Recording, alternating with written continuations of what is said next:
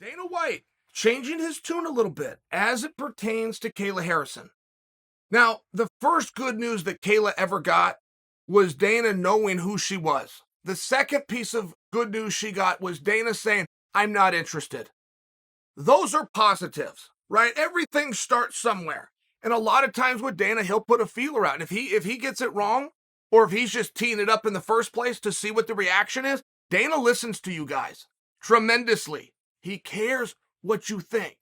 And you guys think that Kayla should have an opportunity within the Ultimate Fighting Championship. Okay, great. But Dana is now saying kind of the same thing. Dana said the only way to find out if she is truly the best fighter in the world is to put her in the UFC and put her against Amanda Nunes. No disagreement. That is the only way to do it. For sure.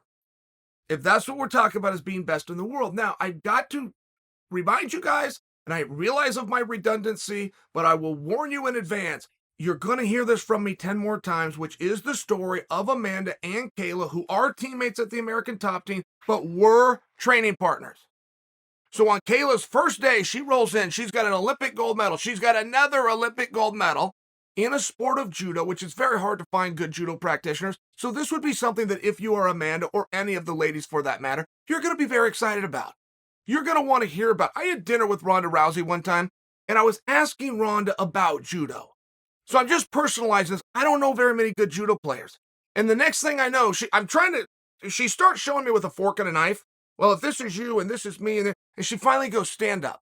So now next thing, we're in this restaurant, right? And she's hitting foot sweeps on me. And they even had a guy from the back come out thinking like this was a guy accosting a funny story. But I share this with you because for sure, this would have been the shiny toy in the room. And Amanda saw it the same way that I saw it with Ronda. You only get so many of these chances. You got to ask your questions, even if you're at a restaurant, for sure. Okay. They start doing some workouts, and Amanda starts to feel something. This is very early, like literally day one, literally week one, literally month one of Kayla having any interest in mixed martial arts and having joined the team. And after a very small period of time, Amanda tells the coaches, I don't work out with her anymore.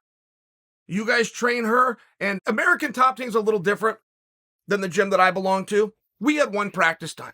We only had so many bodies. We weren't a super gym in terms of numbers, so we would all practice together. American Top Team is different because it is such a factory that they will have 5 different MMA classes in one day. But these guys come in now, and these weight classes come in there, and the facility is so big and beautiful, you could have multiple classes going at one time. Now, I only bring that to you because it's not uncommon what I just explained to you. It's not uncommon. You remember when American Top Team was ruling 170? Between Robbie Lawler, between Tyron Woodley, between Hector Lombard, between Colby Covington. I mean, they were ruling 170 pounds. So they had to figure out where's the trust at and who do we keep away from one another. But that would be very uncommon at most gyms. But American Top Team does things a little bit different because of their size and even the structure of just of the facility. So I bring it to you. Amanda says, look, I'm feeling something here. I'm feeling a real potential. I do not believe that Amanda was getting dusted up by Kayla Harrison in Kayla's first month. I just don't believe it. I just know it takes a little bit of time. No matter how good Kayla is at one discipline, that's not what this sport is anymore. That ended about 99 and was long gone by 2003. But that doesn't mean that Amanda couldn't feel a potential. It didn't mean Amanda wasn't going, wait a minute, I got to put the brakes on this. I don't want her to learn me too well, and I need to be careful what I show her. This is a future potential problem, teammate or not. Now, that is the story, guys. So how accurate that is, you know how these things work? Probably pretty close. I'm probably 85% there. Maybe as much as 90. For sure, I'm missing about 10% of the story. You understand that. However, Kayla's the one that put that story out, and she did it very politely. She did it very matter of fact. She wasn't shoving anybody's nose in it. She was just talking about her own potential and why she feels that she can go to the top. And if you had workouts with the best in the world, you're going to have a very good understanding of where you stand. And this was just a casual comment that Kayla put down, but I picked it up. I grabbed onto that right away. So I waited for Amanda to deny it. I waited for teammates who were present in these workouts to deny it. I waited for coaches or possibly get all the way up to Dan Lambert to step in and deny it. That did not happen. Didn't happen. Which led me to believe that it was accurate. I want to say that again because that doesn't mean it is accurate. It led me to believe that it's accurate, but it also had me tremendously interested. If anyone can deal with Amanda, I have to see it. I don't need you to beat Amanda. I need you to compete with Amanda. You're going to have my full attention. I do not need you to take Amanda's belt. I need you to take a round. You will have my full attention. That is how dominant Amanda is. Kayla is fairly damn dominant, if that's the word you want to use, herself. Not the same level of competition, not the same level of pressure.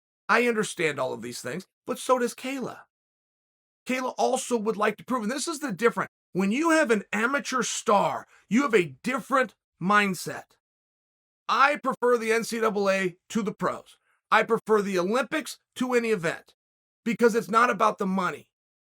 It is truly about wanting the recognition that you believe your skills through hard work, discipline, and sacrifice have gotten you. And there has never been an Olympic Games, and I do mean ever, for any sport, where somebody's sitting at home with their buddies, they're doing the medal ceremony, and they tap a buddy on the knee and go, I could have done that. I just didn't want to do the Olympics this year. It's never happened. We all stand back and we recognize, no matter what country and no matter what sport, you, for this moment, are truly the best. And that's the mindset that Kayla's coming with. Kayla is coming to you guys and acting as though this is all about the money and it's only for the money. She's never done anything for the money.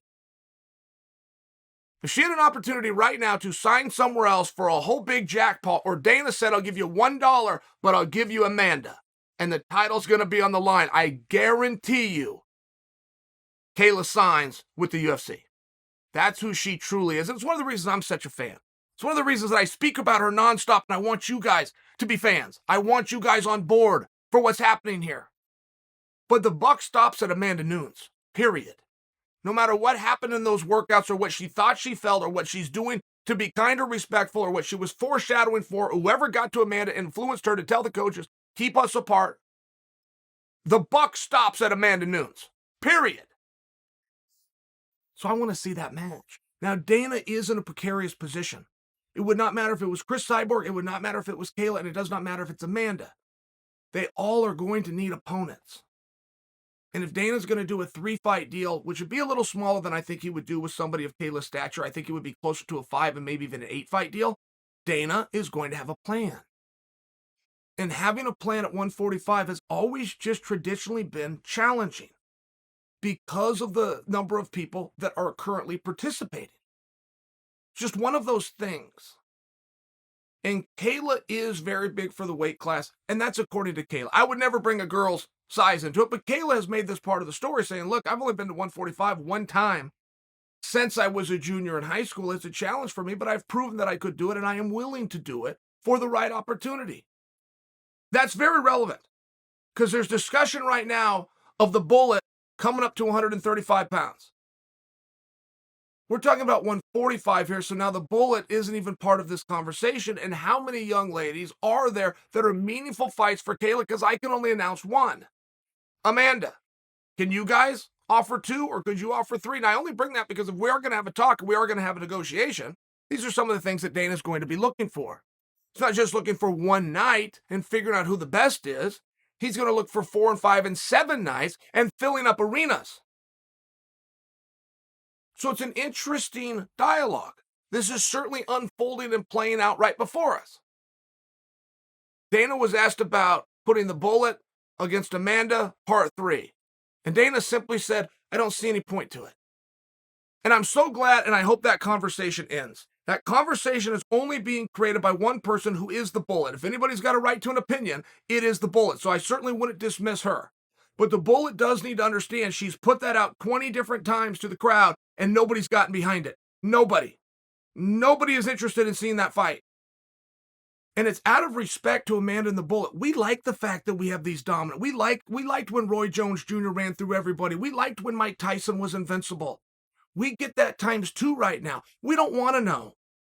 We want to debate what would happen with George St. Pierre versus Khabib. We don't actually want to know. We want to know Jordan versus LeBron. We don't actually want to see them play pig. There's courts everywhere. Those two know each other. They could get together and figure it out even by today's day, but they don't do it. And we don't really want them to do it. And that's the only part that the bullet is missing. As for what does this mean for Amanda, as for what does it do with Kayla Harrison, if you're in Dana's position, you got to put the brakes on. You got to show respect, which Dana's doing, to Juliana Pena. Let her have her say. Let's kick the can. Even if it's only until Tuesday of next week, for right now, let's take a deep breath. It appears that Kayla is in a better position. It started with Dana knowing her name. It then moved to Dana resisting her. And now it is Dana saying, I'm open to the idea. Kayla is in a very good spot, but let this weekend's title fight play out.